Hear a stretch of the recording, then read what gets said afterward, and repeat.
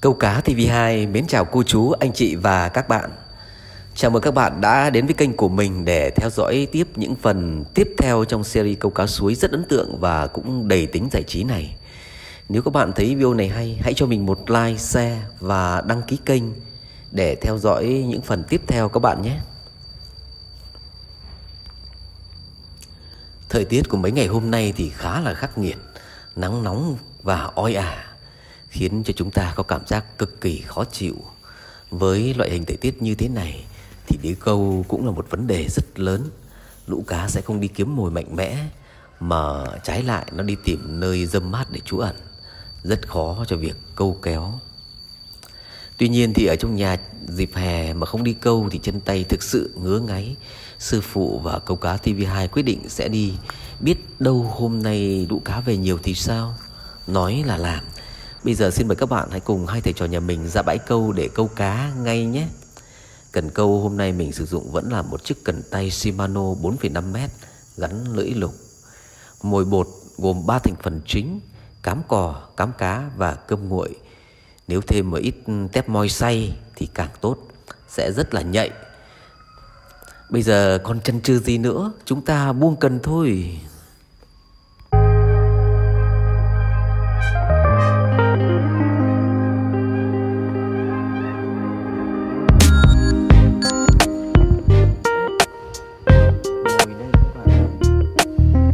Đây là một cái cách mắc mồi cho lưỡi lục.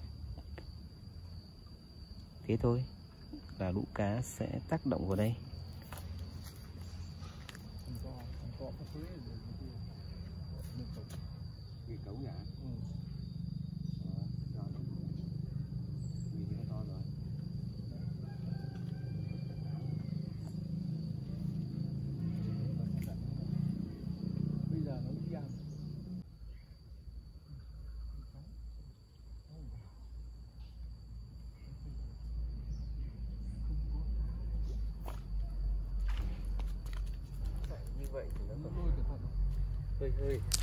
Đúng là mồi nhạy có khác, vừa buông cần một cái là cá đã cắn câu liền. Và đây là chú đầu tiên mà câu cá TV câu được ngày hôm nay, một chú khá là lớn. Nếu không có gì thay đổi thì đây là chú có thể là lớn nhất ngày hôm nay chăng?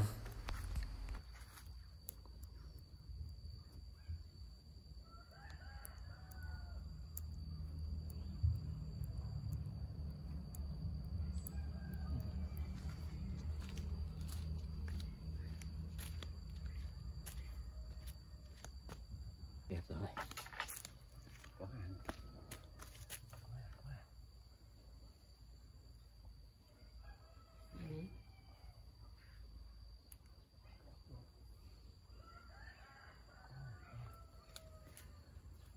Ít rồi có.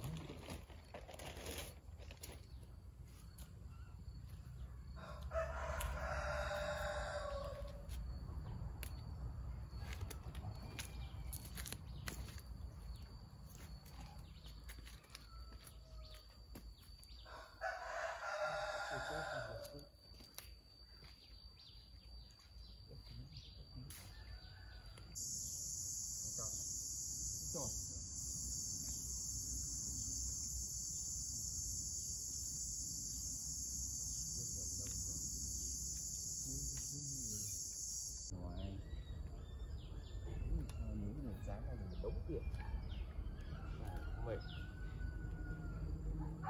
Thổ mỏng mệt. Ô chỗ nhất. Này rất là đẹp như cái tiết rồi. Hai người kia một kìa có thể về xe được. Nhưng nó sắp sửa lát chứ không? Nó có để lửa. Sư phụ thì cũng không phải là dạng vừa, cũng đã nhanh tay giật ngay một chú lên bờ. Một chú béo ngậy các bạn ạ.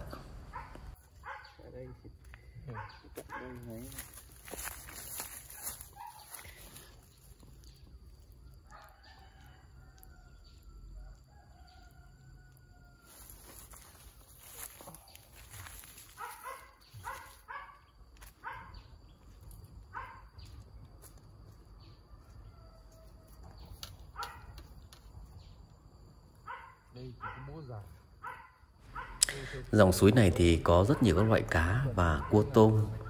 Chính vì vậy chúng ta sẽ thường thấy những con thuyền qua lại để hành nghề. Mỗi lần như thế thì cũng hơi động nước một chút. Lũ cá sẽ trốn biệt đi, cũng phải mất nửa tiếng sau nó mới quay trở lại.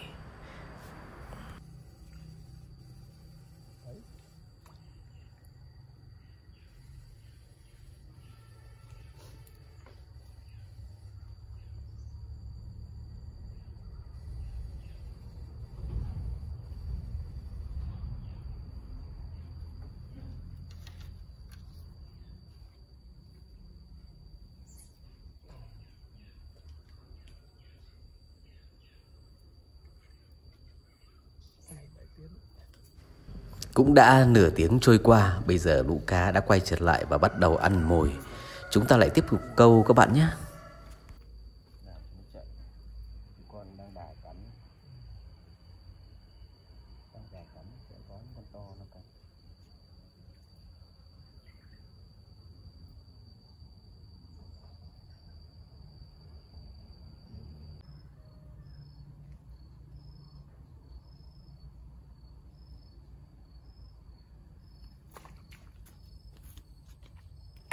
Sản phẩm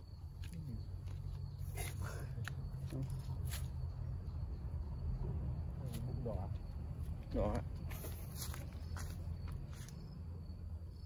to tướng rồi, con này bự thế ông ạ. To bàn tay luôn.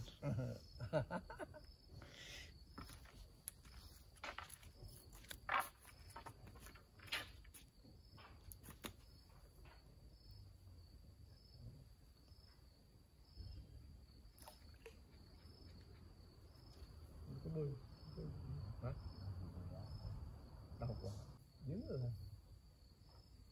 biếng.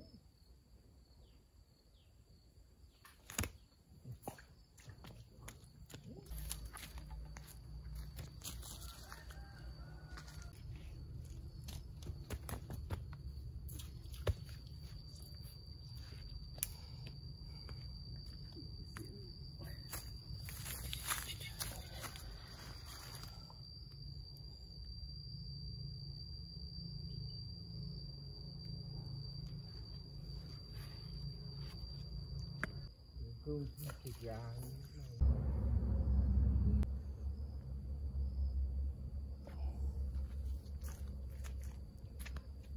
luôn như thế thì hay.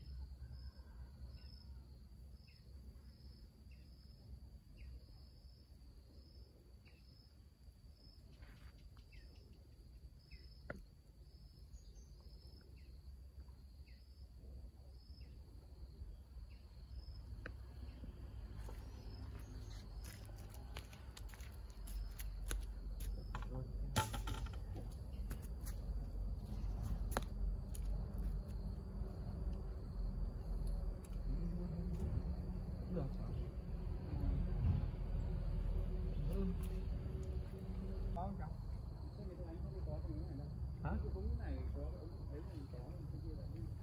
Không có. Đôi khi mình câu được bé tí.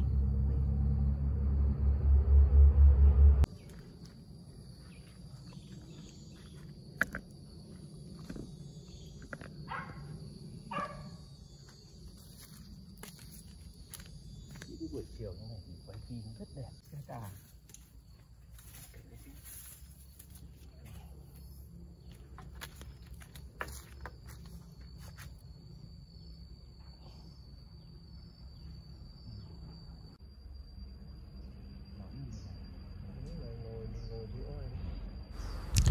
đúng là khi ra tới bãi câu thì mình mới biết rằng nếu như hôm nay ở nhà thì thật là lãng phí. Câu cá TV liên tục lên cá Đến lúc này ước lượng số cá trong giỏ cũng phải đến 2 kg rồi.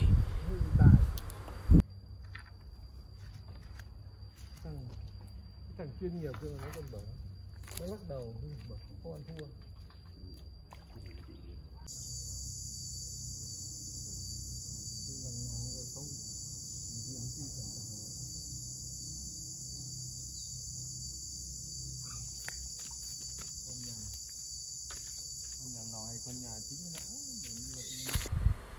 Lại thêm một chú rô phi khá bự nữa dính vào mang.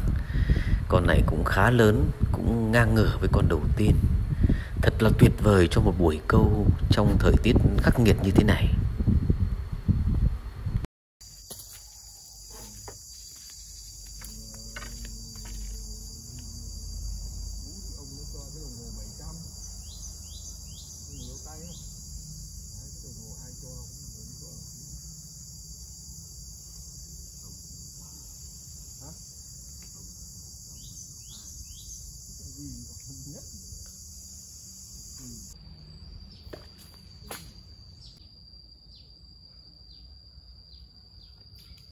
Cảnh như này nó hiếm lắm, sợ không có nữa.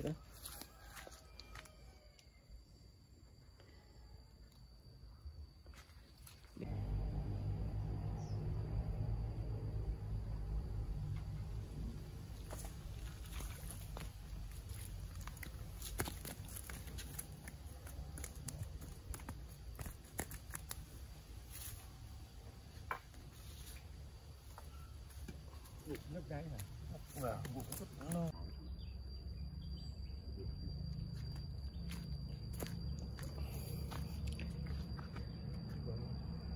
Đang toàn cái lũ này.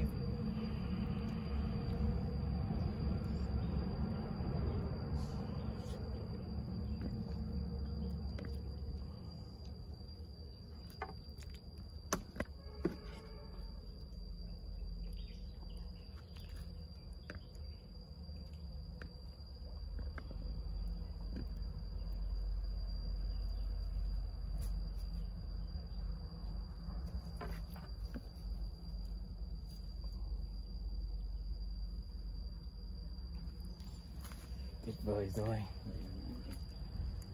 Trong ngày view như thế này, có câu được cá thì không biết này. Không phải loại vừa.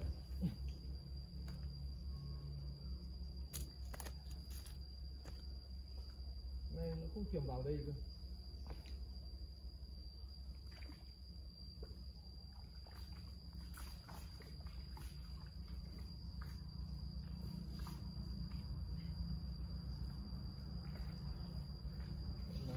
Thích nó thua rồi.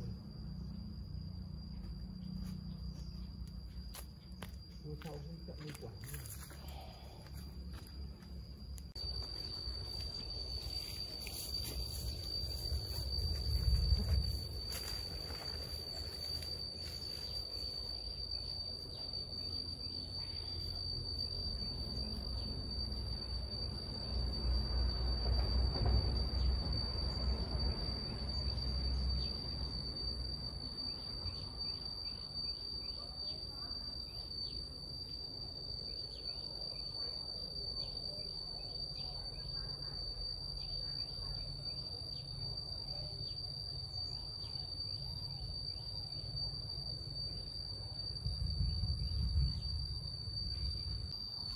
Cái buổi đi câu chứ.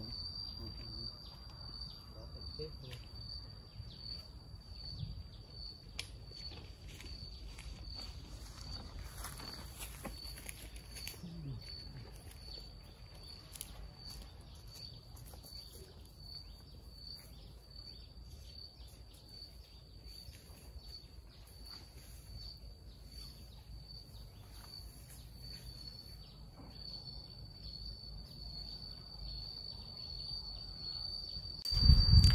Các bạn thân mến ơi, video của mình đến đây cũng đã tạm dài rồi.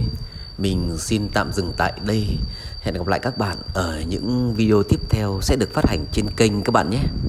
Thân ái, chào các bạn.